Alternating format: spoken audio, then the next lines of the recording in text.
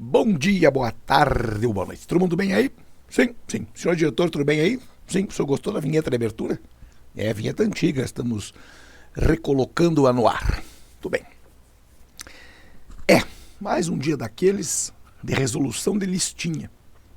Nós já fizemos a resolução lá em sala, íamos fazê-la aqui bem devagar para que todos a compreendam e todos a absorvam. Certo? Então vamos direto aqui na pedra 3210. Antes que alguém pergunte por que a voz está assim, já sabe, né? Foram 2 dias aí de bordoada, praticamente foram quatro tempos aí dando aula, tanto na quinta quanto na sexta, mas sobreviveremos. Então, eu vou embora aqui do canto, como sempre vou. Tchau. Vamos resolver a primeira. São apenas 11. Vamos nos divertir com 11 questões assaz graciosas. Então vamos lá. Um triângulo equilátero. Então lembrando, o senhor sabe, né? Sempre grife as palavras importantes. Eu vou dizer de novo aquilo que a menina lá do 5º ano diz. Se aqui é um triângulo equilátero, não pode ter blá blá blá. Então não é blá blá blá. Aqui é coisa importante. E a altura também. 2 raízes de 3. Daí é construído a partir das funções. Então, neste caso aqui, não temos nenhum blá blá blá. Você tem que ler todo o enunciado. Onde muita gente entrou pelo cano. Então, quando você define uma figura geométrica a partir de funções, você tem que descobrir algumas coisas. Quais pontos irão fazer com que essas figuras geométricas sejam definidas? Então eu tenho 2 funções de primeiro grau, pode ver no padrão y igual a ax mais b.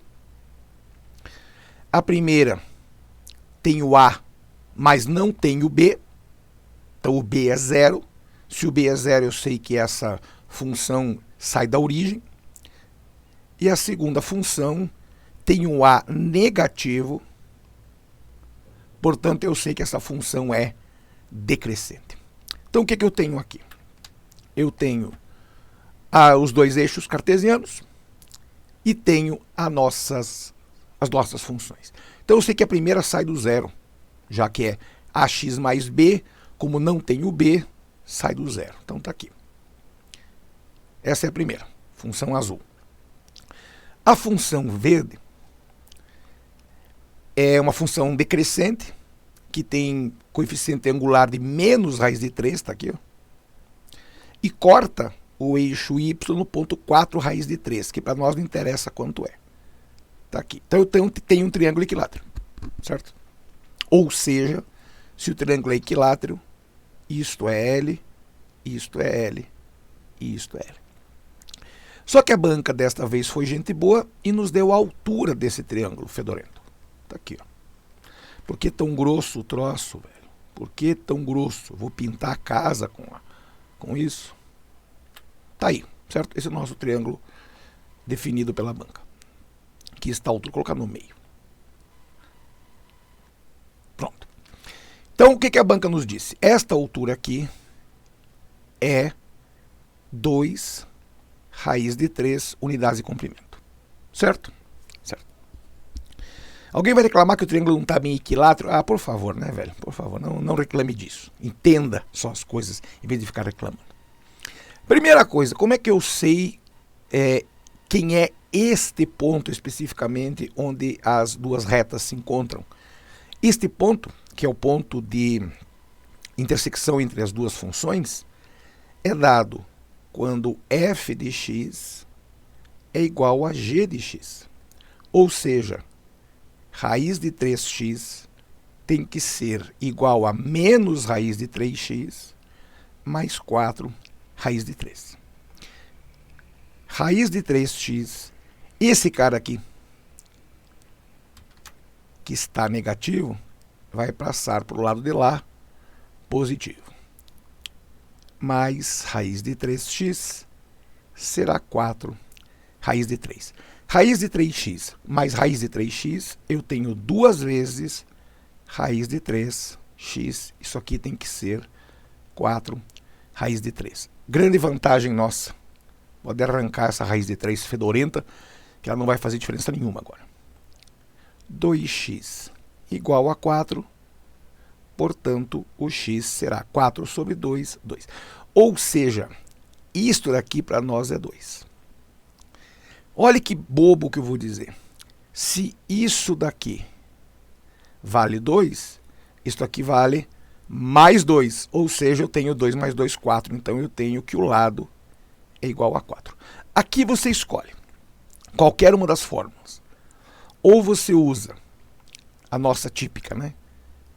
Área do triângulo equilátero, lado ao quadrado, raiz de 3 sobre 4, que daria 2 ao quadrado, raiz de 3 sobre 4, certo? Só que a pergunta é, e agora? E agora? Só que o lado não é 2. Este é um erro que muita gente na sala cometeu. O lado é 4, filhinho, e não 2. O lado é 4. Por quê? Porque eu tenho 2 aqui, que foi o que nós encontramos no x, e mais 2 aqui também. Certo? Então, a área será 4 ao quadrado, 16, dividido por 4, 4 raiz de 3. Essa é a primeira maneira. Segunda maneira, área de um triângulo qualquer, base vezes a altura, sobre 2. A base é 4. A altura é 2 raiz de 3. O 2 é o 2 mesmo. Eu posso cortar esse 2 fedorento com esse 2 e dar de novo 4 raiz de 3. Portanto, letra B. Boa, né? Questãozinha boa, tranquila. Não envolve aí muito conhecimento, a não ser você aplicar que no ponto de encontro de duas funções, vou desenhar um troço bonito aqui, né, diretor? F é igual a G, ou seja, eu preciso determinar quem é o ponto no qual essas duas retas se encontram. Vamos chamar isso aqui de ponto P. Está aqui seu ponto P. Certo? Claro para todos? Muito bem. 2. Considerando-se um baralho normal com 52 cartas e 4 naipes, qual a probabilidade de... Então, agora, o que é importante? 52 cartas, 4 naipes. Ao acaso, ser retirada uma carta vermelha ou um as. Quantas cartas vermelhas tem? Bom, lembrando, se eu tenho 4 naipes, 2 são vermelhos, 2 são pretos, certo? Como eu tenho 13 cartas por naipe, eu terei 26 cartas vermelhas, 26 cartas pretas, certo? Então, tirar uma carta vermelha, 26 em 52. Como a palavra aqui é ou, já contém isso em sala, você soma. É ou, você soma. Quantos ases tem? Bom, eu tenho 4 ases no baralho. Em 52. Só que eu tenho que tirar daqui os 2 ases vermelhos que estariam nesses dois conjuntos. Se os 2 ases são vermelhos, eles estão aqui no grupo dos vermelhos e eles estão aqui no grupo dos ases. Então eu tenho que tirá-los fora para não contá-los 2 vezes. 26 mais 4, 30, menos 2, 28. 28 em 52. 28 em 52. Se você dividir isso daqui por 4, você terá 7 em 13. Portanto, letra A. Claro, para todos, cuidem com isso. Aqui são as cartas vermelhas. Aqui são os ases.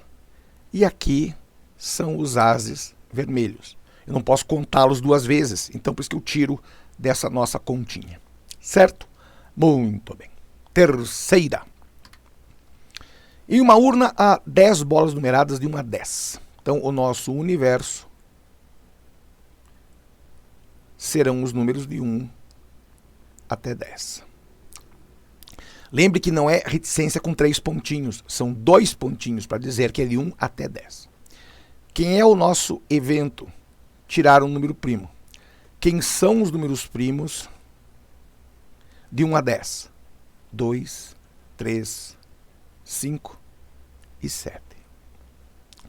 Ou seja, eu tenho que tirar um número primo em duas retiradas diferentes, claro, né? Vou te retirar ao mesmo tempo. A banca não diz isso, mas também não faria diferença, né?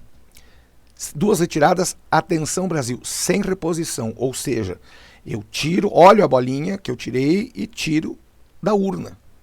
Se a banca tivesse dito com reposição, eu olharia o número e colocaria de novo a bolinha lá dentro. Como a banca diz que é sem reposição, eu realmente tiro a bolinha e jogo fora na cabeça de alguém, não sei, jogo fora. Ambos têm que ser primos, então a chance do primeiro ser primo, eu tenho quatro situações em um total de 10. Para o segundo ser primo, eu só tenho 3, já que eu gastei um dos 4. E embaixo eu só tenho 9, já que eu gastei um dos 10. 4 vezes 3, 12. 10 vezes 9, 90. Se dividir isso daqui por 4, eu terei 3 em 30. Se dividir por 3, eu terei... Ué, tô dormindo? Isso, vou dividir 90 por 4, isso, bem isso. O cara faz o troço dormindo, velho, isso que dá.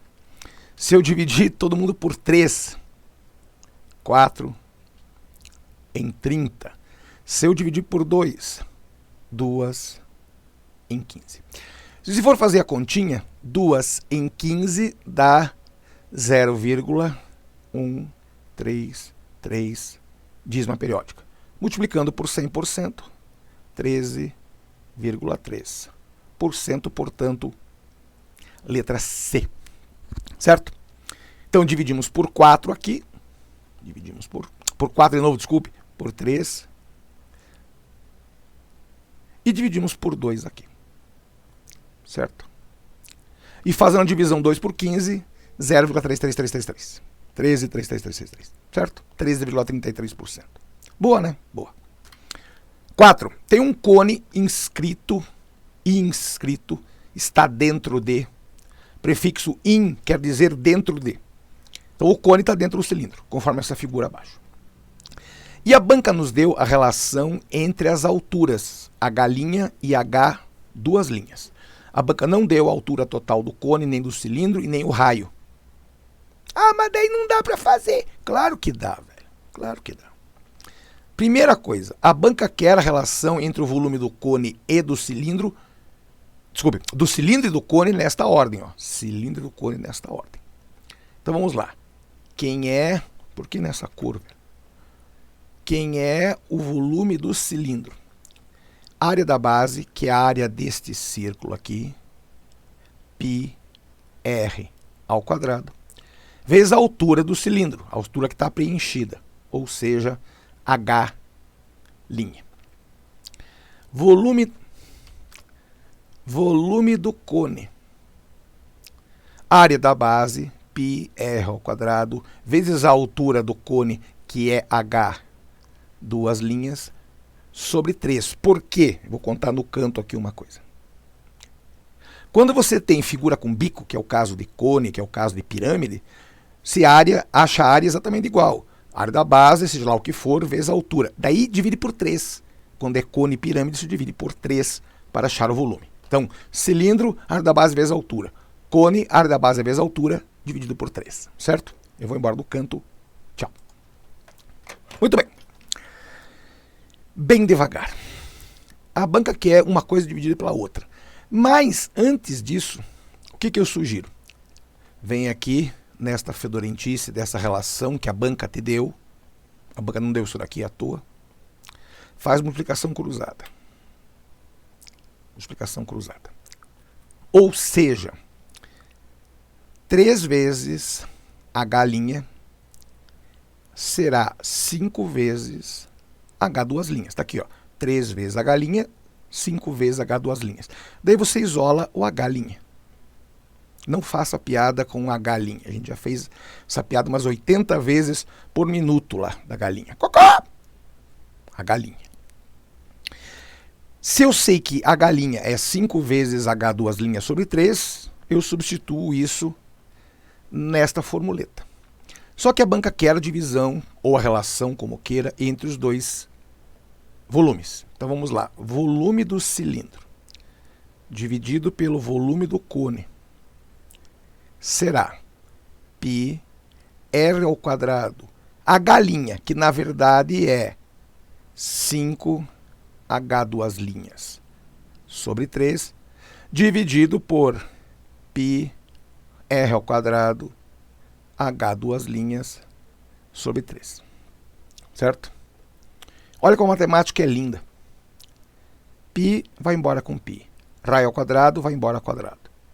H duas linhas vai embora com H duas linhas. O 3 vai embora com 3. Portanto, esta relação é simplesmente 5. É a relação entre os dois volumes. Claro para todos isso? Então cuidem que isso daqui é uma maldade. Às vezes a banca faz essas birutices. Teve gente que não leu o enunciado e viu lá que no simulado tinha caído uma parecida, o cara não leu, achou que era a mesma coisa, foi marcar lá qualquer coisa. Então, por favor, leiam o que a banca quer. A banca deu a relação entre as duas alturas, a galinha e H duas linhas, onde a galinha é a do cilindro, a H duas linhas é a do cone. Se você sabe as formuletas do cilindro e do cone, é só você aplicar. Claro, para todos, cuidem com isso, velho. CMC, CPM, Enem, vestibulares, os caras adoram essas coisas. Eles partem da premissa que você não vai ler direito. E isso realmente não é premissa, isso realmente às vezes é uma realidade. O cara não lê o que a banca pede, e muito menos o que a banca dá de informação. Então cuide.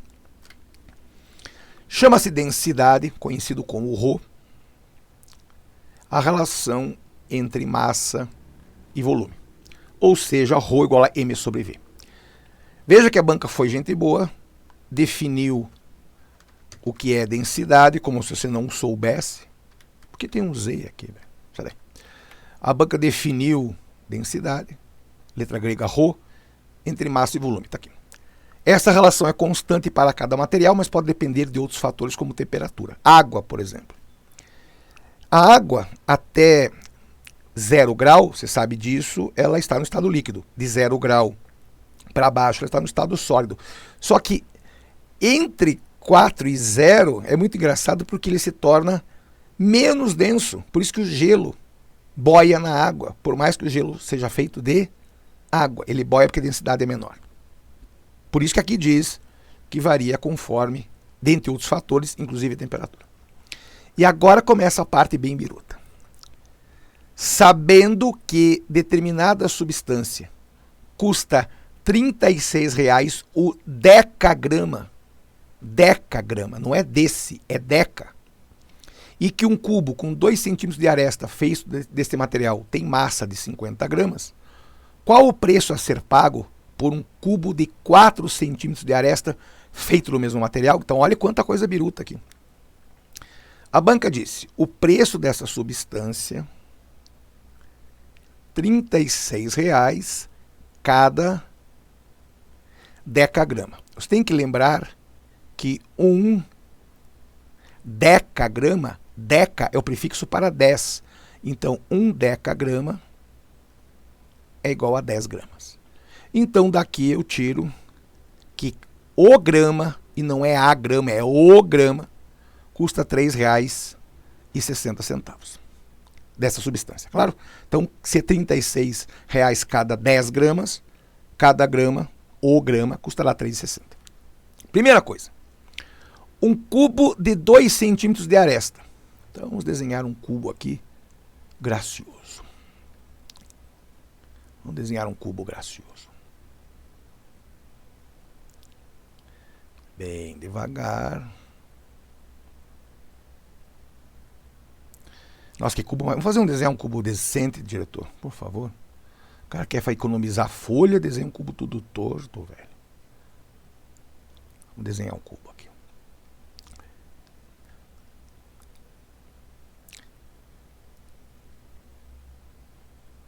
Certo? Tá aí seu cubo fedido. Se esse cubo tem 2 centímetros de aresta, ele tem 2 por 2 por 2.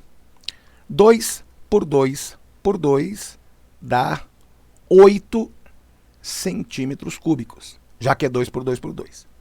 Qual é a massa desse cubo? 50 gramas, foi o que a banca disse.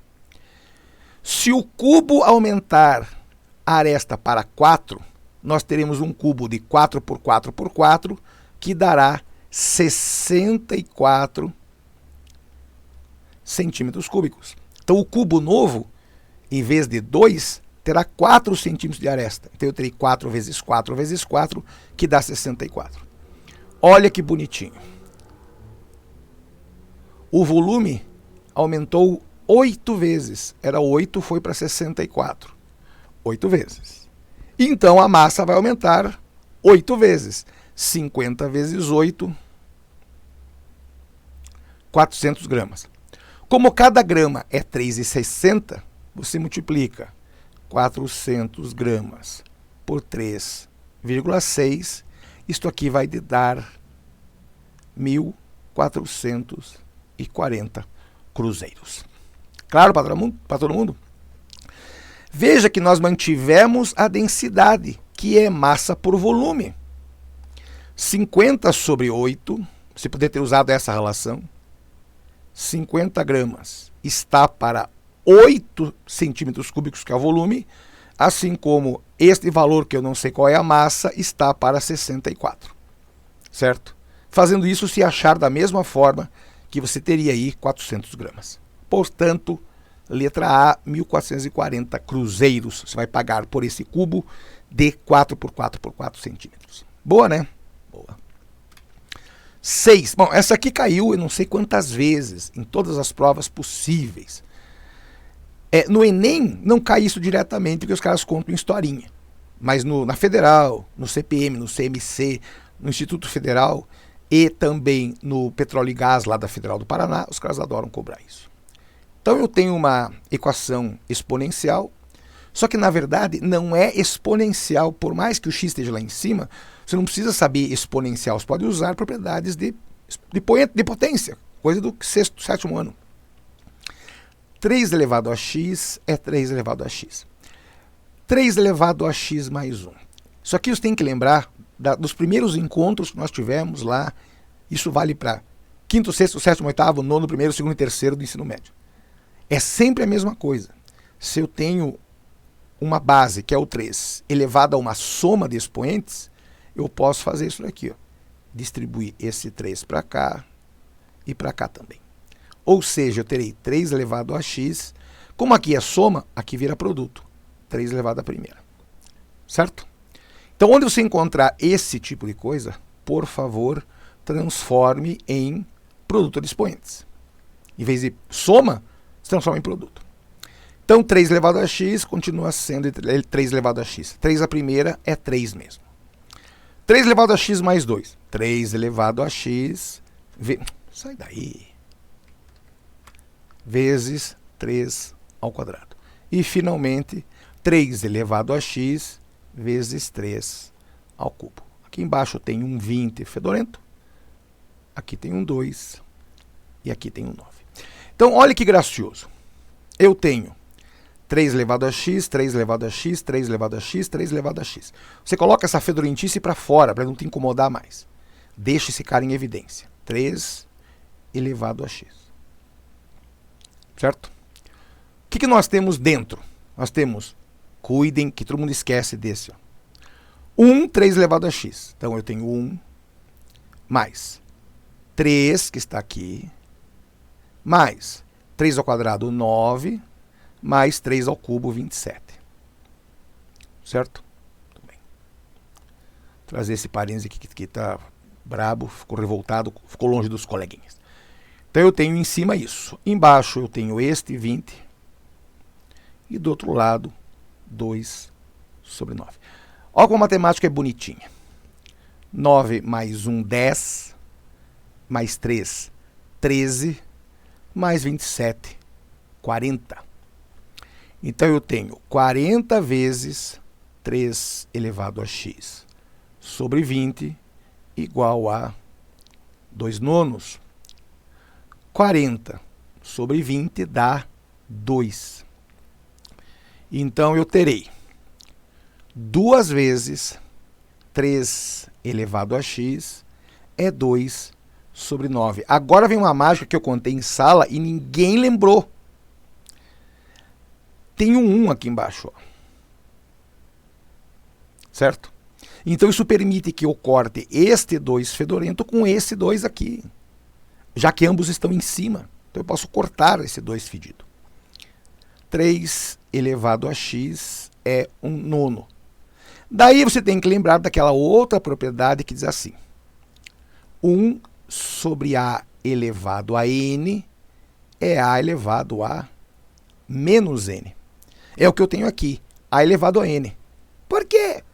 Porque o seu amigo 9 nada mais é do que 3 ao quadrado. Então eu tenho 1 sobre 3 ao quadrado. 1 sobre 3 ao quadrado, segundo esta propriedade, é 3 elevado a menos 2. 3 elevado a menos 2. Eu tenho 3 aqui, portanto, o seu x fedorento será menos 2, letra D. Boa, né? Boa. Então, algumas propriedades têm que ser sabidas. Essa, fique de olho nessa propriedade, por favor. Essa tem que ser lembrada.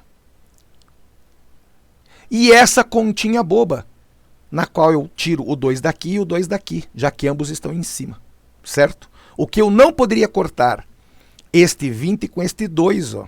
O 20 está aqui embaixo, o 2 está aqui em cima. Do outro lado, inclusive, então eu não posso cortar. O máximo que eu poderia fazer é trocar os dois de lugar, mas também não ia adiantar nada.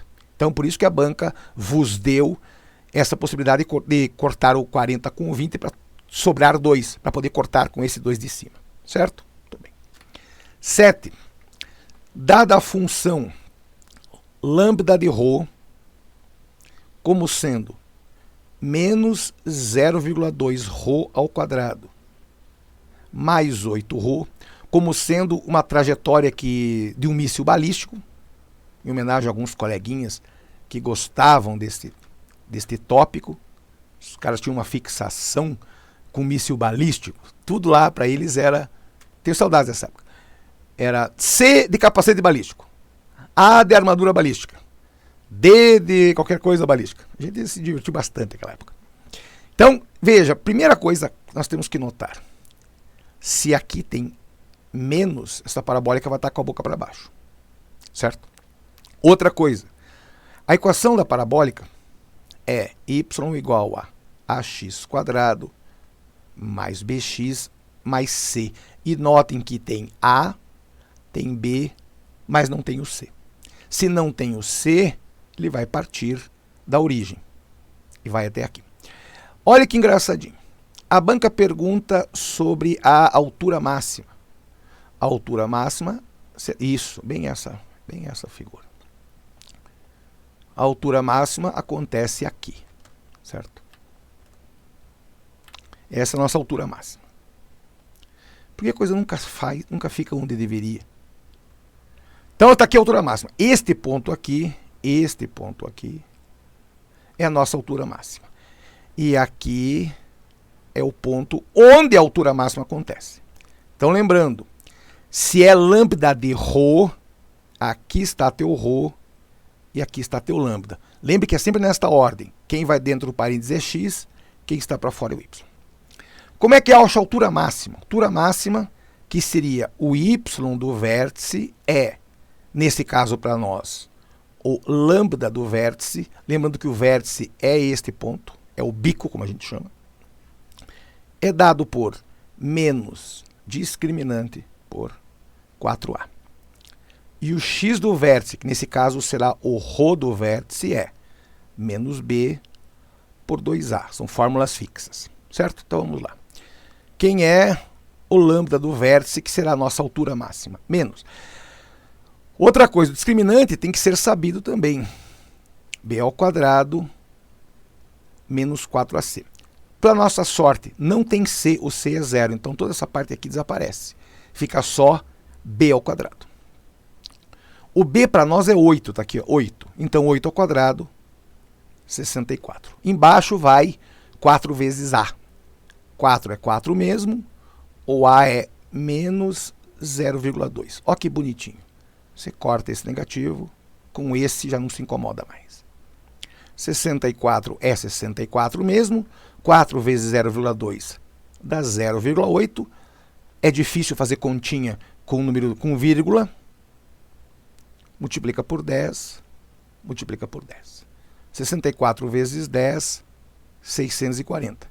0,8 vezes 10, 8. 640 por 8, 80 metros. O único lugar que começa com 80 é a letra C.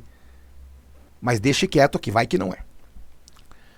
Para nós nos certificarmos de que realmente essa é a resposta certa, você vai calcular o x do vértice, que para nós chama-se ρ do vértice. Menos B por 2A. Eu já vou colocar direto que a fórmula já está lá, né? B, 8. 2 é 2 mesmo.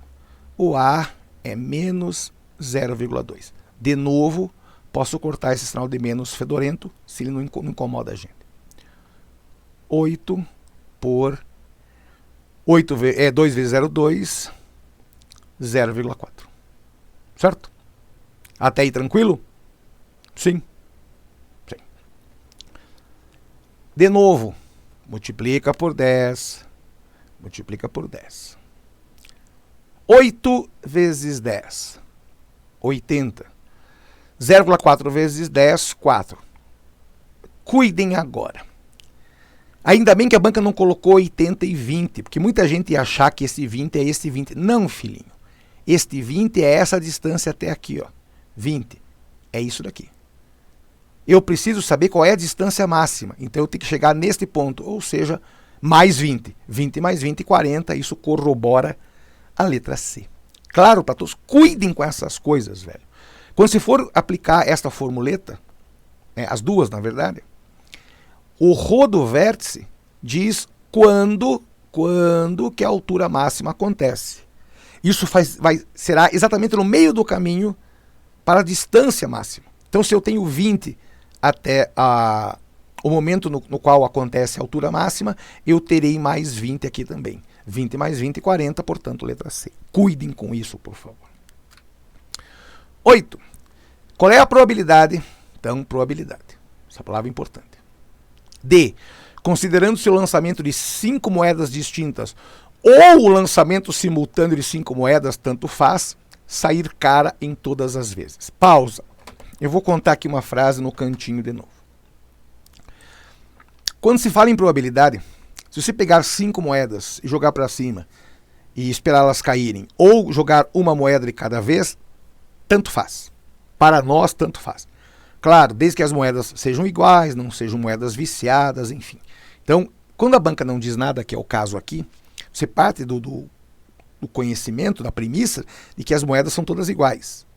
Todas têm, por exemplo, são de 25 centavos do mesmo material, não tem nenhum peso embaixo ou em cima, ou seja, são moedas aí que têm a mesma chance de sair caro ou coroa. A pergunta é, qual é a chance de jogando 5 moedas ou ao mesmo tempo ou uma de cada vez, sair uma sequência de 5 caras? Então, dá uma olhada aqui na pedra, tchau. Você sabe que cada chance de cara é 50%. Por quê? Então vamos lá. O nosso universo, cara, coroa.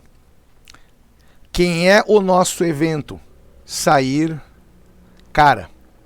Só que eu tenho 5 vezes isso acontecendo. Mas não é 5 vezes uma mais uma mais uma. É uma vezes a outra vez a outra. Então eu tenho 50% de sair cara na primeira, 50% de sair cara na segunda, na terceira, na quarta e na quinta. 1 vezes 1 vezes 1 vezes 1 vezes 1, 1. 2 vezes 2 vezes 2 vezes 2 vezes 2, 32, portanto, letra D. Só que tem uma fórmula mais fácil. Então, agora é uma formuleta. 1 sobre A elevado a N. Se você jogar 8 moedas, a chance de sair 8 caras será 1 em 2, já que eu tenho 2 faces, cara e coroa, elevado à 8ª. Então, N é o número de repetições que eu faço aquele evento. Ou o número de vezes que eu de número de moedas que eu tenho para jogar ao mesmo tempo. Por isso que a ideia é, ou eu lanço simultaneamente todas, ou jogo 5 moedas, uma moeda 5 vezes, ou 5 moedas distintas. Mas lembrando, distintas no sentido de moedas diferentes. Moeda A, moeda B, moeda C, moeda D, moeda E. Mas elas têm que ter o mesmo material, o mesmo peso, não serem viciadas, enfim. Claro para todos? Tudo bem. 9. Se em uma caixa há 4 bolas brancas, então já vá anotando aí. 4 brancas. 5 vermelhas. 6 azuis. Isso aqui já nos dá um total de 6 mais 4, 10, mais 5, 15 bolas ao todo. Qual é a probabilidade? Então tudo isso aqui é importante. Ó. Então não dá para ler blá blá blá como leria nossa aluna do quinto ano. Qual é a probabilidade? Na primeira eu ter uma bola azul e, de novo, sem reposição. Na segunda, ter uma bola vermelha. Então vamos lá. Sair uma bola azul, eu tenho 6 bolas azuis em um total de 15. 6 num total de 15. Para sair uma vermelha, eu tenho 5 bolas vermelhas em um total de 14, já que eu tirei a primeira bola. Eram 15, como diz, sem reposição, eram 15 e viraram 14. Se a banca tivesse dito com reposição, aqui embaixo voltaria a ser 15. Claro para todos? Muito bem.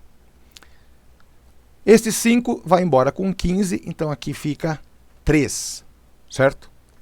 Este 6 vai embora com esse 3, aqui fica 2, aqui fica 1. Então o que eu tenho? 2 em 14. Divide por 2. Divide por 2. 2 em 14 é 1 em 7. Portanto, letra E. Certo? Claro para todos isso? Tá bem. 10. Com as letras da palavra prova, podem ser escritos X anagramas que começam por vogal. Então vamos lá. Eu tenho a palavra prova, que tem 5 letras. Preciso escrever X anagramas que começam com vogal e Y que terminam e começam por consoante. Muita gente não leu isso lá, como sempre, né? Então vamos lá. A nossa palavra hoje é prova. Certo?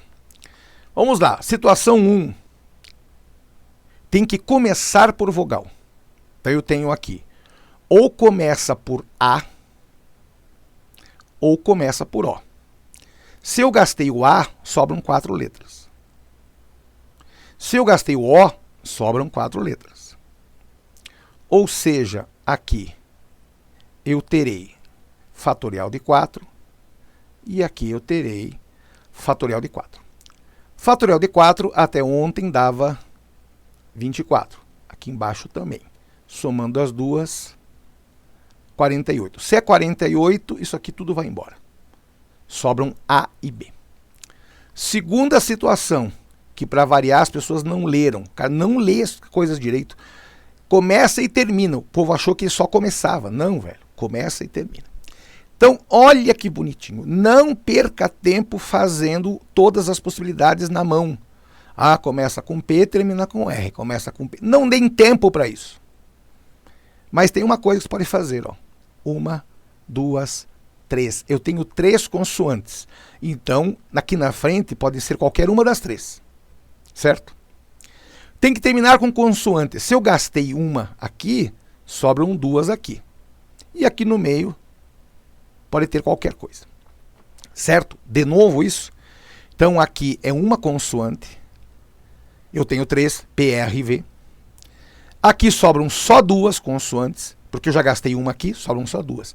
E aqui no meio, qualquer uma das outras 3 letras. Então eu tenho 3 vezes o fatorial de 3, vezes 2. 3 é 3 mesmo. Fatorial de 3 é 6. Então eu tenho 3 vezes 6 vezes 2. 3 vezes 6, 18, vezes 2, 36, portanto, letra A. Certo? Boa, né? Boa. Cuidem com isso. Sugestão: não fique gastando tempo fazendo o que a gente chama de árvore de possibilidades, no segundo caso.